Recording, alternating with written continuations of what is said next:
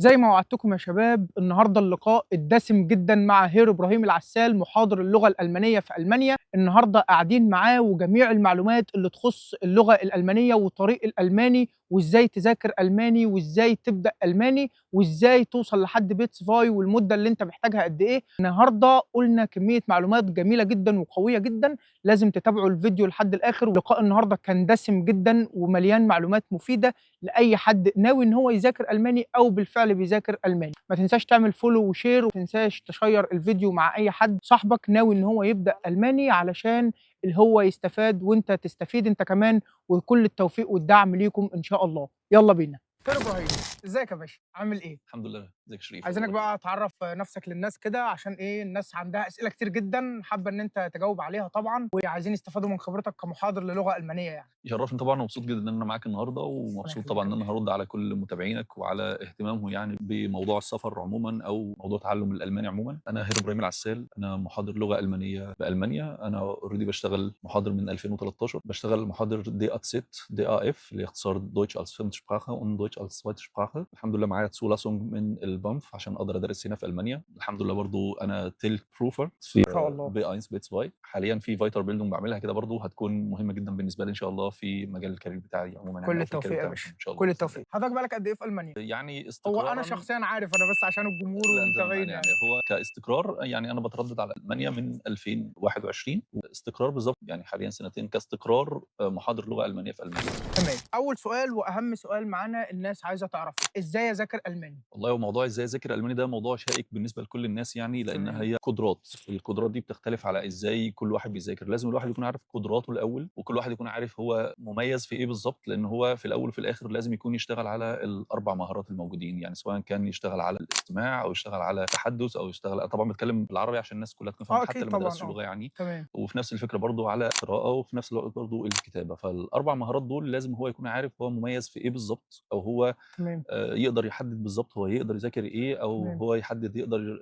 بالضبط الموضوع بالنسبة له هو مميز في أنهي جزء بالضبط، عشان يبتدي بالجزء اللي هو يكون مميز فيه، اللي هو تمام. هيقدر ينجز فيه، ده هيكون مهم ايوه جدًا تمام. بالنسبة له يعني. أضبّط وقتي إزاي دي مهمة جدًا بالنسبة لي، لأن الناس كلها شغالة وكل سايت واحد مانجمنت عموما يعني. بالضبط كده يعني. فالموضوع بالنسبة لنا ده مهم جدًا إن أنت تعرف تضبّط وقتك، أنت عارف أنت بتشتغل إيه بالضبط، وعارف شغلك من الساعة كام للساعة كام، ولكن الأهم بالنسبة لك إن أنت ما فيش يوم يعدّي من غير ما يكون فيه ألماني. على الأقل كام ساعة؟ يعني اليوم اللي هيعدّي مثلًا، لإن أنت زي ما أنت عارف دلوقتي الناس في مصر عمومًا بتذاكر الألماني مش مقطوع ليه، هو الموضوع بيذاكر الألماني علشان يحسّن من مستوى معيشته بجانب شغله. يعني هو مثلًا مش هاقول لك بيذاكره في وقت فراغه، هو أكيد اللي بيذاكر ألماني وحاطط بلان للسفر، هو حاطط برضه جزء من الوقت بتاعه اهم. لمذاكرة الألماني، بس في أيام مش بيعرف يذاكر فيها. على سبيل المثال المجال الطبي في مصر، الأطباء والتمريض بيذاكروا بجانب الشغل، بجانب الشيفتات وكده. تمام. طيب أنت هو بتقول طبيعة ما فيش يوم ما طبيعة يعدّيش من غير مذاكرة. بالضبط. طبيعة الحياة عمومًا عندنا في مصر يعني الناس كلّها شغّالة، يعني ما تمام. فيش حد، واللي بيشتغل بيشتغل شغلانة و2 و3 عشان يقدر يواكب الغلاء اللي إحنا موجودين فيه. تمام. بس في نفس الوقت برضه أنا باقول لك ما ينفعش يعدّي يوم من غير ما يكون في ألماني، على حسب بقى وقتك أنت يعني. بس الفكرة كلّها إن هو يعني أمّا تكون أنت ماشي الاستمرارية في الموضوع أفضل بكتير من إن أنا آجي مثلًا يوم أقول أنا هافضّي نفسي اليوم الفلاني عشان أذاكر 5، 6 ساعات، لأ طبعًا إمم. ما ينفعش كده. أيوه. يعني دي الموضوع مش effective خالص إن هو يذاكر بالطريقة دي، بالعكس أنا ممكن ساعة واحدة كل يوم، إمم. بس أكون مستمر على مدار الساعة دي، وأقدر أضبّط نفسي إن أنا يكون في مهارة معيّنة أنا باشتغل عليها، بس مستمر عليها. أنا لو كل يوم هاذاكر ساعة، بس مستمر عليها شهور، أو إمم. مستمر عليها طول الفترة اللي أنا بادرس فيها ألماني، الموضوع هيفرق معايا كتير جدًا، وهاحس إن أنا باتطوّر يوم عن يوم. الموضوع بيبقى كده بالضبط. تمام. طيب السؤال الأهم، أوصل لB2 في قد إيه؟ وفي مدة زمنية قد إيه؟ المنطق بيقول إن يعني من سنة ونُص فما فوق. يعني أنت عشان تبدأ مثلًا من أول A1 لو أنت هتحسب لكل level مثلًا 3 شهور minimum، فأنت بتتكلم إن أنت في 4 من 6 شهور في 12 شهر، مع الظروف، الأجازات، أي حاجة هتدخل في النُص، ده بالنسبة لك أنت بيكون الموضوع بيدخل في سنة ونُص بتحضير امتحان بيتس. طيب سنة ونُص معدل مذاكرة في اليوم قد إيه؟ لإن أنا شايف مثلًا أنا كشريف مثلًا من خبرتي أو من تجربتي في اللغة، أنا إن الlevel ياخد 3 شهور ده ده محتاج إن أنت تكون بتذاكر كتير في ال3 شهور علشان تقول أنا مخلّص الIELTS مثلًا بإتقان. بُص، هو زي ما قُلت لك إن كل واحد فينا ليه قدرات، أنت لو أنت ال3 شهور دول مثلًا هيكونوا كافيين لدراسة level مثلًا معيّن A1 أو A2 أو B1 أو B2، الموضوع بالنسبة لك أنت إن أنت تكون زي ما قُلت لك كده، إن أنت تكون مُلِم باللي مطلوب منك في A1. تمام. يعني أنت مطلوب منك في A1 1، 2، 3، 4، فالمفروض إن أنت تكون مقسّم وقتك إن أنت تكون already مُلِم في A1 بالحاجات دي كلّها. تمام. ساعة في اليوم هتكفيك مع الكورس، الموضوع هيبقى بالنسبة لك كويس جدًا، يعني بقدر الإمكان المستويات الأولى هي اللي بتحتاج منك مجهود أكبر كمان يعني، يعني أنت دايمًا A1 وA2 أنا بانصح الناس بتوعي أو بانصح الناس اللي أنا بادرس لهم إن هو يهتم على قد ما يقدر بA1 وA2 عشان دول هم الbasic، ده اللي بيخلّيك تأسيس تمشي بعد يعني. كده، ده تمام. بالنسبة لك ده مهم جدًا يعني. طيب الواحد يذاكر ألماني أو يتعلم ألماني، يروح كورس والّا يذاكره من على اليوتيوب؟ في أمثلة كتير جدًا وصلت لحد بيتس وC1 كمان من طبعًا على اليوتيوب ومن على طبعًا، Deutsche Welle على في سبيل المثال. في ناس بس مش كل طيب الناس رأي تقدر حضرتك تفهم. إيه كمحاضر لغة ألمانية؟ هو الموضوع برضه هيختلف، مش كل الناس تقدر تعمل كده طبعًا، يعني مش كل الناس تقدر تذاكر من على اليوتيوب، ومش كل الناس تقدر، هي الموضوع كله بيبقى إرادة في الأول وفي الآخر يعني. تمام. لو في شخص عارف إن هو يقدر يذاكر من على اليوتيوب، وعارف إن هو يقدر ينجز حاجة زي كده، بس في الأول وفي الآخر مهما كانت يعني الموضوع إن هو يكون offline أو online، الموضوع بالنسبة لك إن أنت يكون في مدرس بترجع له أو يكون في محاضر أنت بترجع له، إمم. الموضوع بالنسبة لك أنت بيكون أفضل وأفضل.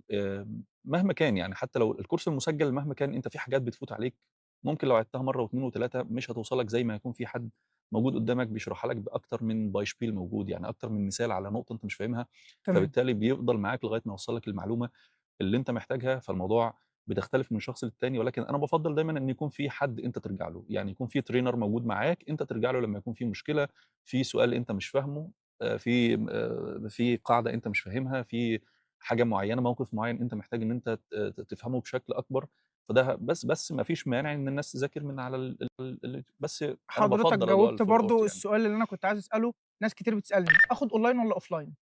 أنت جاوبت جزء من السؤال، اللي هو يبقى في trainer أو instructor أرجع بالضبط. له. طيب ما في الأونلاين برضه في instructor بارجع له، لو أنا باخد كورس أونلاين. الموضوع يعني هي الفكرة إن أنت تكون بتاخد، يعني يكون في زي ما بنقول كده حد عنده خبرة تاخد معاه، يعني حد عنده خبرة إنه يشتغل معاك أونلاين، وحد أيوه، عنده أيوه، خبرة إنه يشتغل معاك أوفلاين. إمم. الموضوع هيفرق معاك بحيث إن أنت يعني أنت بترتاح لإيه أكتر. أنا في ناس ما بترتاحش غير الأوفلاين، آه. وفي أنا ناس كشخصيًا الأونلاين ما جاش معايا سكة خالص، بالضبط. فأنت مثلًا دي تجربة مثلًا من ضمن ولا التجارب الأوفلاين اللي والله في موجودة. الأول. فهو الموضوع بالنسبة لأي حد الموضوع بيبقى صعب في الأول، إمم. الألماني مش لغة سهلة عشان الناس تكون فاهمة برضه، يعني صدقًا للقول إحنا مش بنعمل دعاية إن أنت ادرس ألماني وخلاص، إمم. ادرس ألماني، سافر ألمانيا، ادرس ألماني، اشتغل في الcall center، الموضوع مش كده خالص.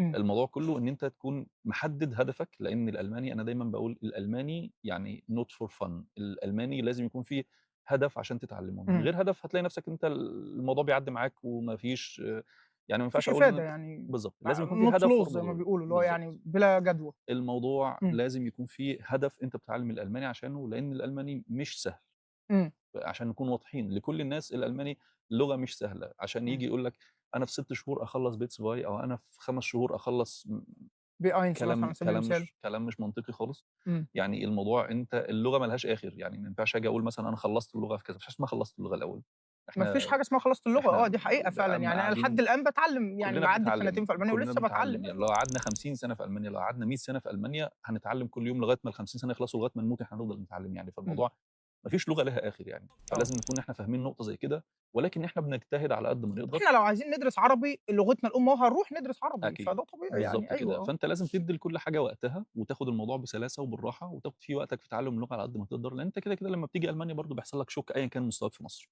إمم. بس في واحد بيعدّي الشوك دي بالراحة، وفي Sprachchock واحد يعني آه. بيطوّل فيها شوية، إمم. وفي واحد الموضوع بالنسبة له بيبقى صادم.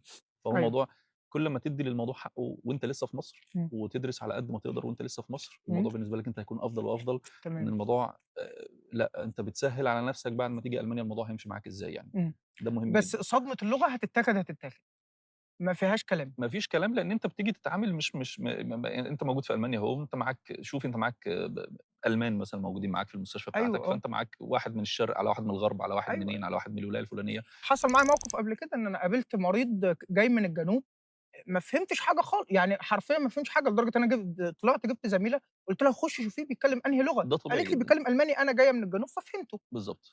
هي كان في الأول حتى لو كان دلوقتي برضه أنا الموضوع يعني أنا لحد الآن أهوّة معدّي السنتين، باواجه صعوبة في بعض ده المواقف، ولكن طبيعي، مش باعطل، ده تمام، طبيعي الواحد جدًا بيشتغل على يعني. نفسه وبيطوّر من نفسه بالضبط، وماشي، بالضبط.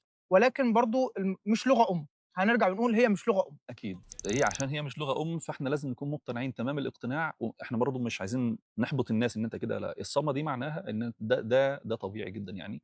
ما ينفعش آجي أقول إن أنا أخدت الlevel الفلاني في مصر فأنا رايح تمام، ما فيش حاجة اسمها تمام، ما فيش إمم، حاجة اسمها تمام خالص يعني. إمم، بس في نفس الوقت برضه أنا مش باصدم الناس، يعني إمم، بس أنا باقول لك إن أنت الشوكة اللي بتحصل لك دي ده طبيعي جدًا، بس أنت كل ما هتشتغل على نفسك أكتر من البداية من قبل ما تيجي ألمانيا، كل إمم، ما الموضوع بالنسبة لك بيعدّي هنا أسهل. آه، الbasic بتاعك بيكون كويس، متأسس كويس، تعبت وذاكرت، إمم، فبالتالي الموضوع بالنسبة لك أنت حتّة الشوك دي بتعدّي معاك بسهولة، يعني بتتعلّم كل يوم، بتعرف تتعلّم حاجة جديدة، فبتبتدي تتعامل، فالموضوع بيمشي معاك إن أنت ما بتعطلش، هي دي الفكرة، إن أنت تمام. تعدّي الموقف على قد ما تقدر يعني. تمام. اللي بندرسه في الكورس بنيجي ما بنلاقيهوش خالص في ألمانيا، وبنيجي ما بنلاقيش أي حاجة من اللي إحنا خدناها ولا اتعاملنا بيها في الكورس بنيجي نلاقيها في ألمانيا. إيه صحة مدى الكلام ده؟ لأ طبعًا ما فيش حاجة اسمها كده خالص، يعني يعني مدى صحة الكلام ده مش مضبوطة تمامًا، هي الفكرة كلّها إن إحنا بنتعلّم، وإلا ما كانوش هيدرّسوا المناهج دي، ما إمم، كانوش نزّلوا مناهج عشان الناس تبتدي تتعامل بيها إمم، أو الناس تيجي تتعلّمها، يعني أنت الألماني مُعتمد بشكل كبير جدًا على الgrammatik اللي أنت already بتدرسه في الcourse، وبدون إمم. grammatik أنت مش هتعرف تتكلّم ألماني صح، يعني أيوه، إحنا أيوه. بندرّس هنا للناس اللي موجودة اللي هي already في كورسات الintegration اللي موجودة عندنا هنا في ألمانيا، الناس موجودة في الشارع وبتتكلّم وبيعرف بس هو بيركّب كلام ألماني جنب بعضه. إمم، هل وأنا جاي باتكلم جملة صح أنا اتعلمتها صح، إمم، والّا شخص بقى له سنتين 3 في ألمانيا بس بيتكلم جملة غلط؟ نظرة الألماني ليه بتختلف في آه، الموضوع ده، ده بيبقى عارف إن ده شخص اتعلم، إمم، وده شخص خَد اللغة كده أو إمم. ركّب شوية كلمات جنب بعض، والألماني ما ينفعش فيه أركّب شوية كلمات جنب بعض للأسف يعني، أيوه، أيوه، أنت لازم تكون بتتكلم صح، فأنت اللي أيوه. أنت آه، على الأقل احترام الألمان نفسهم ليك، أنت أمّا بتتكلم قدّامه صح ولغة قوية هو بيحترمك، يعني بالضبط كده. بيخاف يقول كلمة ما لهاش لازمة أو يخاف مش يعمل حتّة موقف بيخاف، بس إمم، هم بيقدّروا حتّة زي دي، إن أيوه، أنت تكون اتعلّمت فعلًا وبيبقى عارف إن أنت اشتغلت على نَفْسك، إن أنت اتعلّمت لغته، فبيحترم حاجة زي دي جدًا يعني. إمم، كمان حتّة الsituations اللي بتبقى موجودة في الكورسات، يعني أنت إمم، مطلوب منّك في أينس إن أنت تكون بتعرف تتكلّم في حاجة معيّنة، ما هو أنت لو ما درستش ده مش هتعرف تتكلّمه، فما فيش حاجة اسمها إن أنا اللي أنا باخده في الكورسات ما باستخدموش، إمم، ما فيش حاجة اسمها كده، يعني حتّى لمّا باوصل Bits by ما هي الnomen Verbindung اللي موجودة مثلًا في Bits by دي ما أنت بتيجي تلاقيها في مستخدمة، مستخدمة كتير جدًا مستخدمة يعني، أيوه، فأنت تلاقي نفْسك إن أنت فأنت لو ما اتعلمتهاش وأنت في Bits by مش هتعرف تستخدمها هنا، ولو سمعتها هنا إمم، هتقول ده بس الفكرة كلّها إن أنت أمّا بتيجي هنا اللهجات هي اللي مختلفة، أيوه. فالناس بتحس إن هو فين الألماني اللي أنا كنت باسمعه وهو فين، ومع ذلك مع الوقت خلاص هو بيدرك إن هو اتعلم كويس، وبالتالي ذاكر على نفسه واشتغل زي الناس اللي موجودة كلّها هنا في ألمانيا حاليًا يعني. نصيحتك إيه يا هيرو إبراهيم لواحد لسه موجود في مصر بيفكّر يدرس لغة أو دارس للغة الألمانية؟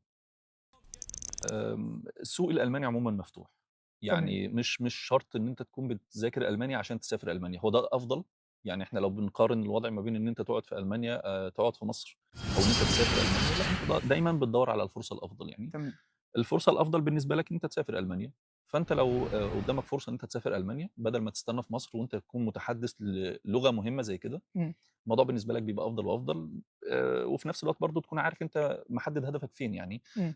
أنت ممكن تشتغل في مصر كويس جدًا، في ناس ما بتفضّلش مش الغُربة مش كل الناس معاها رفاهية السفر برضه، يعني حتى بالضبط لو كده، متحدث اللغة الألمانية بالضبط يعني. كده، ولكن هي الفُرَص نفسها موجودة برضه في مصر، يعني أنا بانصح أي حد إنه يتعلّم ألماني، يعني الألماني حتى آمم، لغة هتفضل مهمة، آه، يعني السوق كبير، الausbildung في مفتوح، ألمانيا مفتوح جدًا، في اهتمام كبير جدًا بالausbildung في ألمانيا حاليًا، فأنت إمم، already هيكون في فرصة موجودة إن أنت تيجي تسافر ألمانيا، أيوه، ودي بتبقى أسهل فرصة للناس اللي تخصصاتهم مش مساعداهم إن هم يلاقوا career كويس في مصر. إمم، فده بالنسبة لهم الausbildung مفتوح، ففي سكة مفتوحة إن أنت تتعلم ألماني ويكون في career وراها، وcareer مهم جدًا، وإن أنت حتى لو هتعمل shift career لحاجة تانية، فأنت الموضوع بالنسبة لك أنت في already فرصة موجودة في ألمانيا تقدر تسافر، طب ما عندكش رفاهية السفر أو الموضوع بالنسبة لك في شركات كبيرة جدًا في مصر بتشتغل في الcall center، إمم، الناس برضه هتلاقي فرصة كويسة بمرتبات كويسة، ومرتبات محترمة جدًا، آه، وبيبقوا مرتاحين ومبسوطين وزي الفل وما فيش أي حاجة، فهو يعني الألماني هيفضل مهم على طول، الألماني هيفضل ترتيبه بالنسبة للغات ترتيب مهم. إمم، الناس بتفضل تخوّف تقول لك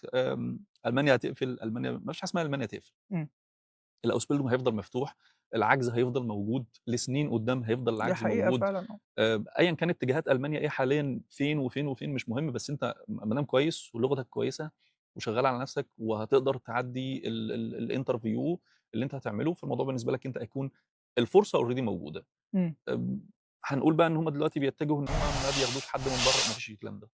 هو كده الAusbildung حاليًا مفتوح يعني لكل برضه الناس يعني، للأجانب عمومًا حتى يعني. اللي أنا عايز أقوله كمان إن إحنا الفترة اللي جاية إن في كلام إن هم هيعملوا التجنيد الإجباري، فبالتالي الأعداد بتاعة الطلبة الألمان هتخف من المدرسة كمان آه. أو من المدارس، إمم. فهيحتاجوا ناس تعوّض ده، يعني العجز هيفضل كده موجود في أيوه، ألمانيا.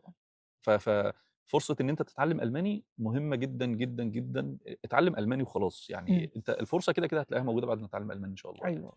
طب السِن، يعني لو أنا عندي 35 سَنة، أتعلّم ألماني؟ آه طبعًا، ما فيش أي مشكلة. أنت موضوع السِن ده بيفرق في ألمانيا؟ لأ، مش بيفرق في ألمانيا، ولكن مثلًا فرص الAusbildung فوق ال35 أنا عن نفسي شُفت ناس كتير أوي بتواجه صعوبة بعد ال35. بتبقى أقل ولكن موجودة، بس هي الفكرة إن أنا أدوّر على التخصُّص اللي هو هيبقى بالنسبة لي. بس الAusbildung فوق ال35 أنا عن نفسي شُفت ناس كتير أوي بتواجه صعوبة بعد ال35. بتبقى أقل ولكن موجودة، بس هي الفكرة إن أنا أدوّر على التخصُّص اللي هو هيبقى بالنسبة لي مفتوح أكتر ليّا، إمم. يعني مثلًا ما ينفعش مثلًا آجي أقول إن أنا مثلًا عايز أشتغل أروح أعمل مثلًا Ausbildung مثلًا في الmechatronics أو الIT مثلًا وأنا سِنّي كبير، الموضوع مش أحسن حاجة، إمم. ولكن مثلًا في تخصُّصات already اللي هي تخصُّصات خاصة بالقطاع الطبّي، لأ إمم. بياخد ناس يعني، أنا في حد كنت مطلّعه Ausbildung في ال 1/3 اللي فات، إمم. كان 40 سَنة. 40 سَنة، يعني ف ديّة ف أنا أول مرّة أعرف معلومة زي ديّة، يعني أنا بالضبط بالنسبة لي يعني، مثلًا هو مش لكل باين عليه إن هو 40 سَنة، بس هو 40 سَنة، آه. هم بيبصوا للأوراق اللي موجودة يعني، أيوه. فدي بتبقى يعني لأ، الفرصة موجودة توكّل على الله واتعلّم اللغة، والموضوع بالنسبة لك هيبقى عادي، ما فيهوش إمم. مشكلة فيه خالص يعني، دي حاجة مهمة جدًا. طيب أنا أخدت Arztfrei ورُحت حضّرت امتحان لBitzfrei ونجحت ومعايا شهادة Bitzfrei، بس أنا ما درستش غير A1 أو A2. يبقى هل ده واقعي وهل ده منطقي؟ رأي حضرتك فيه إيه؟ مستحيل ده كلام يكون منطقي طبعًا يعني، وده كلام بيضر صاحبه، والشخص اللي بيعمل كده أو لو في محاضر بيعمل كده يبقى هو ما بيتقيش ربنا في الناس اللي موجودة معاه، ما فيش حاجة اسمها إن أنا أخلّص أطسباي وأحضّر امتحان بيتسباي، إمم. ده كلام مش منطقي يعني، دي حاجة حرام، يعني أنت ليه تعمل في نَفْسك كده؟ ما أنت إمم. هتيجي هنا هتصطدم يعني، أيوه. هو موضوع المعادلة خصوصًا أنتم كتمريض، موضوع إن أنت كل الميديزيnische Begriffe اللي بتبقى موجودة عندكم آآ، أنا لو ذاكرتها هاتعب، مش آه. تخصُّصي. آه. فأنت حاجة زي كده ما ينفعش إن أنا أكون نجحت ودخلت عملت امتحان بيتس باي أو عرفت النماذج اللي موجودة زي ما هو موجود وسافرت وخدت الشهادة وسافرت، طيب ماشي ماذا بعد؟ إمم. حتى لو عدّيت الinterview والموضوع عدّى بالنسبة لك أنت وكام سؤال أنت ذاكرتهم والموضوع عدّى معاك على خير، أنت هتيجي هنا هتصطدم بكل شيء، يعني إمم. هتيجي هنا نظرة اللي موجود معاك في الcourse نفسه مش أنت إزاي أخدت بيتس باي، آه. فهيسبب لك مشاكل، في ناس بتنفصل من الفترة الأماكن، اللي فاتت مكلمينّي في فوق مشاكل الأكتر من 20 واحد معمول لهم Kündigung. طب ليه يا شباب؟ طيب إيه السبب؟ يقول لك هو كده أسباب تشغيلية. طب ليه؟ طب أسأل اللغة الفعلية إيه؟ كنت دارس في مصر، يقول لك كنت جايبة A2 بالضبط. بس معايا شهادة Bitzfrei، ما فدي هو كارثة ما ودي هو مشكلة هيدخل كبيرة أنت جدًا. أنت أنت في Atsvay أنت بتبقى الموضوع بالنسبة لك basic آه. يعني، فأنت كل اللي أنت هتشوفه ده حاجة أنت ما شُفتهاش، هو ده بقى اللي إحنا بنقول عليه إمم. اللي أنت درسته في مصر ما درستوش، ما أنت اللي ما درستش مش أنت مش اللي م ما درستش في أنت اللي مصر. ما درستش، يعني أنت اللي ما اشتغلتش على نَفْسك، أنت اللي ما كمّلتش لغة، أنت إمم. اللي ما صبرتش على نَفْسك، إمم. أنت اللي ما ادّيتش للموضوع حقّه عشان تيجي بعد كده هنا تكون مستعد بقى إن أنت تلاقي مصطلحات طبية صعبة، تكون مستعد إن أنت قدّامك حد هيقف يشرح قدّامك ما لوش فيه إن أنت تفهم والّا ما تفهمش. أيوه. يعني إحنا أنت المحاضر اللي بيبقى موجود معاك هو مطلوب منه drei 4 Aufgaben هيخلّصهم النهارده، إمم. ممكن الPDF اللي هو بيشتغل منه ده يكون مثلًا 90 صفحة مثلًا في اليوم، إمم. وهيخلّصوا. وهيخلّصهم ولازم يخلّصهم، هل هو هو مطلوب مُلزم منه بيه. هل هو مطلوب منه إن هو لأ، هو قدّامه واحد معاه Bits.by بيعمل معادلة، مطلوب منه إن هو يخلّص الأوفجابن اللي إمم. موجودة، فبالتالي هو ما لوش والله علاقة يا إبراهيم أنا برضه حضرت هنا قبل كده برضه يعني محاضرات كتير وكورسات كتير وكده. هو المحاضر أنا باحسّه إن هو مثلًا معاه material بيدخل يقراها ويطلع. وهو كده، بيدخل يقراها ويرصها قدّام الناس. يعني أنا اديتكم المحاضرة، خلاص بالضبط. اللي جوّه المحاضرة دي بالضبط. مسؤوليتك أنت كطالب بقى، أنت اللي مضبوط، هتدوّر، أنت اللي مضبوط. هو هتحضّر. هو جاي وعارف إن الشخص اللي قدّامه ده مخلّص بيتس باي، إمم. فبالتالي لمّا يدّي له أي material المفروض إن هو مطالب بيها إن هو يذاكرها. فلازم نحُط نَفْسنا تحت يعني ده حاجة مهمة لازم نحُطّها في دماغنا، إن إمم. أنت لازم تشتغل على نَفْسك كتير جدًا وأنت في مصر عشان لمّا تيجي هنا تكون مستعد إن أنت أنت جاي تذاكر مش جاي إمم. تلعب يعني. وعايز تكسب وقتك وعايز تخلّص أمورك عشان لو عايز تعمل لَم شمل بعد كده على خير، تنجح في معادلتك والموضوع بالنسبة لك يكون أسهل وأسهل إن شاء الله. أنا برضه شايف إن النقطة دي مش مقتصرة على فئة معيّنة أو مجال معيّن، يعني المجال الطبي لأ، أي حد جاي ألمانيا، أي حد جاي ألمانيا اتقن لغتك. لازم يدّي للموضوع حقّه في اللغة، هو مش هيتقن اللغة في مصر مستحيل، ومش أيوه هيتقن أكيد طبعًا. اللغة لمّا ييجي ألمانيا برضه مستحيل، إمم. بس الفكرة كلّها إن هو يدّي للموضوع حقّه على قد ما يقدر، ياخد فيه وقته على قد ما يقدر، إمم. يشتغل على الموضوع بالراحة، لإن اللغة زي ما قُلنا ما فيش حاجة اسمها لها آخر، فأنت لازم تشتغل على نَفْسك على قد ما تقدر وتكون راضي عن نَفْسك عشان قبل ما تيجي هنا عشان تكون مستعد نفسيًا للوضع اللي أنت هتشوفه، أنت آه. جاي على مجتمع جديد، جاي على ثقافة جديدة، إمم. جاي على ناس بتحترم لغتها أوي. آه. جاي على ناس لو هي بتتكلم English مش الموضوع بالنسبة له مش هيتعب دماغه، هو إمم. ممكن يتكلم English معاك ويرد عليك English بس هو أنا هاتعب ليه؟ بالضبط، أيوه، أنا هاوجع هم كده، دماغي هم ليه بيحبّوا وبتاع، أصلًا تريّح بالضبط دماغهم كده، يعني اللي هو بالضبط ما يعني، عدا في الشغل، هم ما بيريّحوش دماغهم ده في بيريحوش الشغل دماغهم في أصلًا. الشغل، بالضبط، فدي حاجة تمام. مهم لازم نحطها في دماغنا يعني، عند حضرتك أي نصيحة تانية تقولها مثلًا لدارس لغة ألمانية؟ الاستمرارية، يعني في ناس بتيجي في النُص وتُقع، وتُحبط، وده آه. بيحصل مع آه، كل برضه ده الناس، السؤال برضه اللي كنت عايز أقوله لك، فقدان الشغف بين منطقة الAtzwei والB1. أنا مضبوط، كرأيي الشخصي أنا يعني لو تسمح لي أقوله، أنا كنت باقول مثلًا لو حد بيكلمني باقول له إن في gap كبيرة أوي بين مستوى الA والB، مضبوط، فإن أنت عشان تكون مُهيأ للgap وتخش مستوى الB ده بجراماتيك تاني مختلف، بكلمات تانية مختلفة، بجُمل تانية مختلفة، فأنت لازم تكون مُتقن الليفلين اللي عدّوا، وتهيأ نفسك نفسيًا على الأقل عشان الgap ده وتُقل المستوى اللي أنت داخل عليه. مضبوط، هي وبيحصل الفكرة فقدان شغف في ناس كتير بتيجي ده بعد ده الأطفال مش بتكمّل. ده طبيعي، هو حاسس إن هو بيتعب لأن أنا زي ما قُلت في الأول هي اللغة مش سهلة. إمم. فعشان اللغة مش سهلة هو حاسس إن هو بيبذل مجهود كبير جدًا، وفي نفس الوقت برضه كل أمّا الموضوع بيطوّل منه ويحس إن هو لأ، ده الموضوع بيصعب أكتر، إمم. أنواع الجُمل بتختلف شوية، الروابط بتختلف شوية بعد المستويات الكبيرة إمم. سواء B1 أو B2 إمم. مطلوب منه إن هو يستخدم مصطلحات مختلفة، فالموضوع بالنسبة له بيكون يعني لأ، أنت محتاج إن أنت تكون بتستمر على حاجة معيّنة إمم. في اللي أنت بتعمله، لازم على الأقل خالص لو أنا باعمل pause ويعني أنا قعدت أسبوع، قعدت 2 برضه زي ما قُلت كده إن أنت الألماني صاحبك كل يوم ما ينفعش ما تسلِّمش على صاحبك كل يوم، هو إمم. لازم تستمر، هو الاستمرارية دي هي اللي بتحسّسك إن أنت بتتقدّم والّا لأ، وفي نفس الوقت برضه هي اللي ما بتخلّيش في فقدان للشغف اللي موجود، لإن أنت already مشيت نُص الطريق، فخلاص يعني نُص الطريق اللي باقي أنت هتلاقي بعده خطوة جديدة أيوه. بعد مشوار اللغة، لإن اللغة ده إحنا بنتكلّم في الأساسيات، إمم. ده أول خطوة أنت بتعملها، أيوه. لكن اللي جاي بعد كده بعد ما بتنجح في بيتس باي أنت لسه في خطوات كتير جدًا بتعملها يعني. إمم. فده يعني أنا حَل الموضوع ده، استمر في تعلُّم اللغة يوميًا ولو ساعة على الأقل، عشان تقدر تكمّل بعد كده وتحس إن أنت الموضوع بالنسبة لك مفيد وإن أنت بتتعلّم حاجة والموضوع بالنسبة لك هيبقى أفضل وأفضل إن شاء الله.